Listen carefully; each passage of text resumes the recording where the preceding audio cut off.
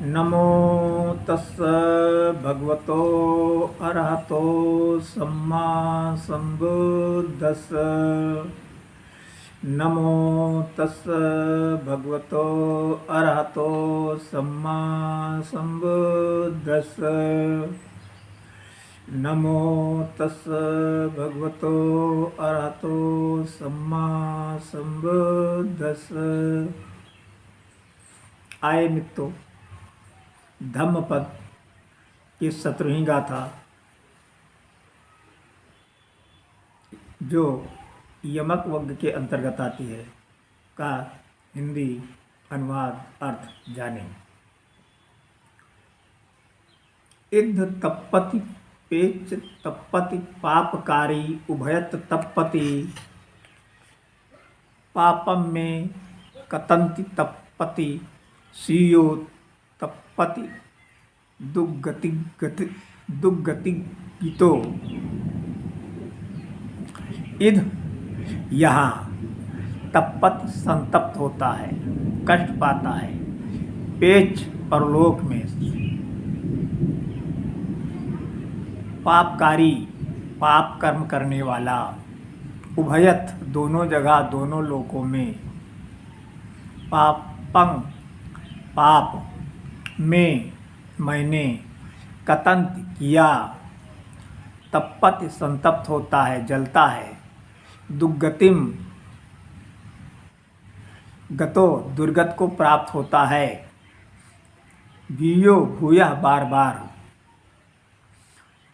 तो इध तप्पति यहाँ संतप्त होता है, पेच तप्पति यहाँ से जाकर परलोक प्रेतलोक में संतप्त होता है। पापकारी उभयत तप्पति पाप कर्म करने वाला दोनों लोकों में संतप्त होता है। पापम में कतंति मैंने पाप किया, यह सोचकर बार बार संतप्त होता है और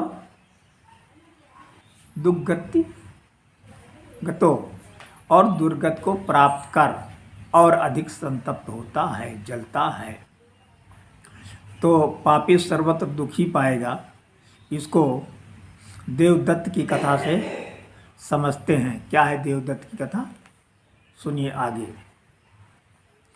ये कहानी जेतवन विहार की है। देवदत्त तथागत का ममेरा भाई था।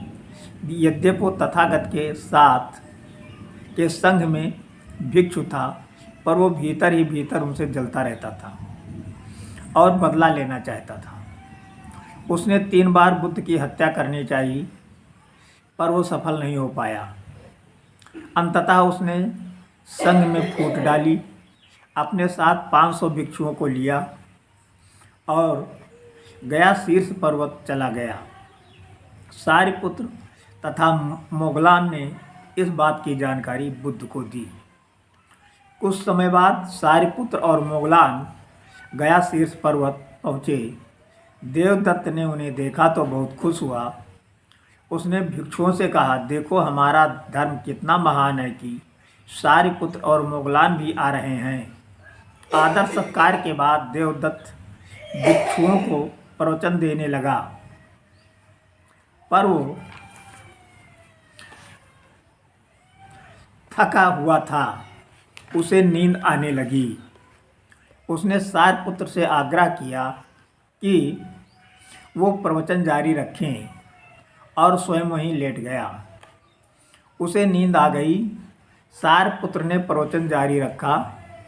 धर्म के सही तत्वों को सुनकर भिक्षुओं की आंखें खुल गईं।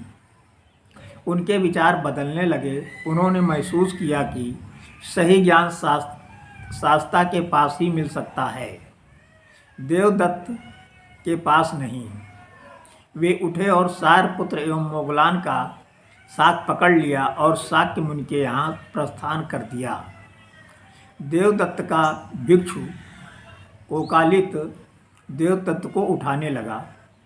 देवदत्त उठो उठो, भिक्षुगण तुम्हें छोड़कर जा रहे हैं।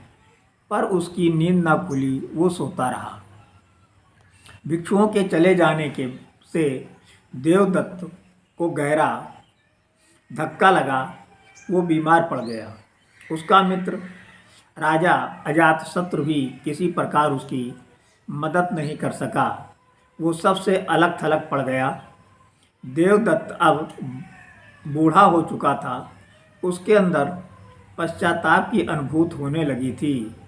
उसने सोचा कि तथागत के पास जाकर क्षमा मांग लूं। शाक्य मुनि उन दिनों श्रावस्ती में थे। वो चला, रास्ते में उस कर्णी नदी आई। उसने सोचा कि स्नान कर तैयार होकर शास्ता के पास चलूं। वो तट पर पहुंचा। नदी में स्नान के लिए प्रवेश करने ही जा रहा था कि उसके प्राण निकल गए। मरने से पहले उसने दुख प्रकट किया। शाक्य मुनि के शरण के अतिरिक्त और कोई शरण नहीं है। बुद्ध को देवदत्त की मृत्यु का समाचार दिया गया। भिक्षुओं ने उसके विषय में जानना चाहा। बुद्ध ने उन्हें बताया कि देवदत्त ने अनेक पाप किए थे, अतः उसका जीवन दुखी रहा तथा अंत भी दुखद रहा। पाप करने के कारण वो सदा दुखी रहेगा। अतः हमें पाप कर्म से बचना चाहिए। इस गाथा से ये शिक्षा मिलती है। नमो बुद्धाय। धन्यवाद। यदि वीडियो पसंद आया हो तो लाइक, शेयर और सब्सक्राइब करना ना भूलें।